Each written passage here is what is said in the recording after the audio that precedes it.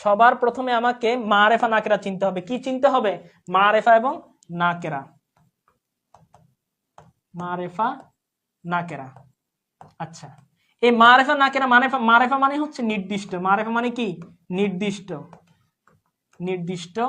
আর নাকেরা মানে অনির্দিষ্ট।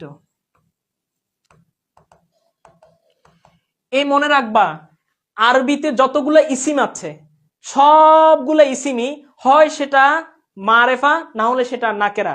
প্রত্যেকটা ইসিম, প্রত্যেকটা শব্দ না, আবার প্রত্যেকটা ইসিম। আমরা কেউ বলছি কি যে আরবি ভাষার মধ্যে যতগুলো শব্দ আছে হয় সেটা ইসিম, না হলে ফেল, না হলে হরফ।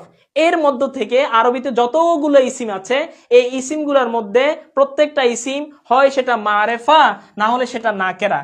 হয় সেটা মারেফা, না হলে সেটা কি নাকেরা। এখন মারেফা এবং নাকেরা কিভাবে চিনবো? এটার জন্য আমরা একটা বলছিলাম সহজ হচ্ছে যে শব্দের মধ্যে যদি আলিফলাম যুক্ত থাকে, কি থাকে? আলিফলাম যুক্ত থাকলে সেটা হচ্ছে কি মারেফা। আর আলিফলাম মুক্ত থাকলে, আলিফলাম যদি কি থাকে? মুক্ত থাকে, তাহলে সেটা কি নাকেরা। ঠিক আছে? যেমন হচ্ছে আমি বললাম কিতাবুন, এখন এই কিতাবুনের মধ্যে কি আলিফলাম আছে?